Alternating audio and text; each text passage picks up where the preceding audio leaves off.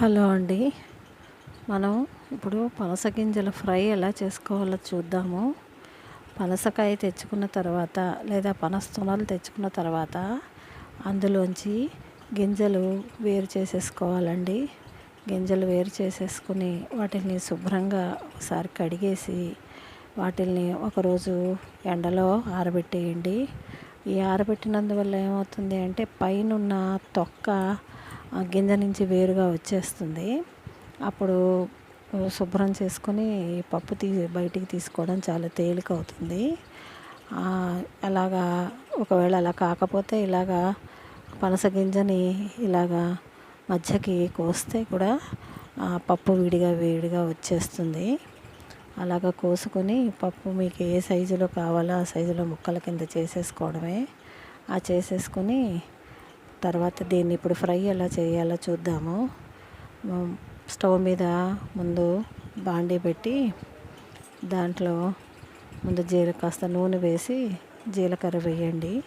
జీలకర్ర వేసుకున్న తర్వాత ఈ మనం తయారు చేసుకునే పప్పు ఉంది కదా, పనస గింజల పప్పు, దాన్ని శుభ్రంగా ఒకసారి అంతా నూనె పట్టేలాగా ఒకసారి వేయించండి. వేయించిన తర్వాత కొద్దిగా పసుపు వేయండి. పసుపు వేసి బాగా కలిపి మూత పెట్టి ఓ 2 నిమిషాలు మగ్గనివ్వండి.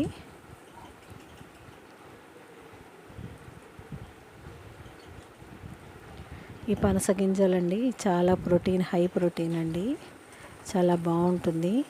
ఉత్తినే కూడా నూనె లేకుండా గింజ పళ్ళంగా కూడా వేయించుకొని తినేయచ్చు.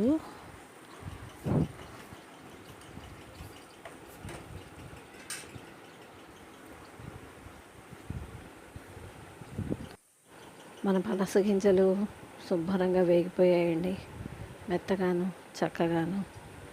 ఇప్పుడు దీంట్లోకి కావలసినంత ఉప్పు వేసుకోవాలి.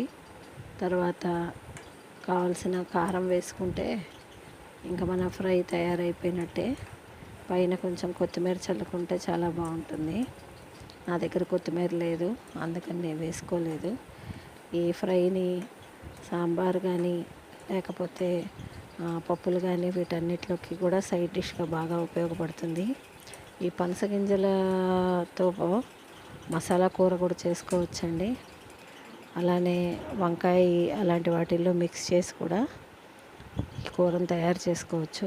చాలా చాలా బాగుంటుంది. హై ప్రోటీన్ ఫుడ్ అండి. మీరు తినచ్చు, మీ పిల్లలకు కూడా అలవాటు చేయండి. చాలా మంచిది. తొనలే కాదండి, గింజలు కూడా చాలా బాగా ఉపయోగపడతాయి.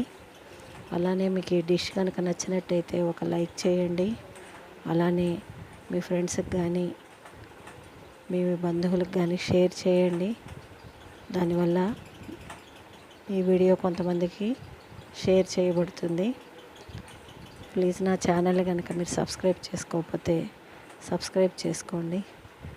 ఇది ఎలా ఉందో ఒకసారి మీ కామెంట్ రూపంలో మీకు ఎలా అనిపించిందో కాస్త తెలియజేయండి. చూడండి ఎలా సౌండ్ వస్తున్నాయో. మన పనస గింజల ఫ్రై అయితే తయారైపోయింది.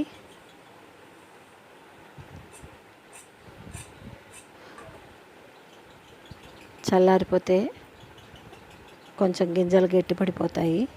వేడిగా ఉండంగా తింటే చాలా చాలా బాగుంటుంది. మన పల్లీలు వేయించుకుంటే ఎలా అయితే ఉంటుందో అలానే ఉంటుందండి. జీడిపప్పుకి బాదం పప్పుకి ఆల్టర్నేటివ్గా కూడా దీన్ని వాడుకోవచ్చు. చాలా మంచిగా ఉంటుందండి. ఒకసారి ట్రై చేసి చూడండి. మీకు ఎలా అనిపించిందో కామెంట్ సెక్షన్లో చెప్పండి.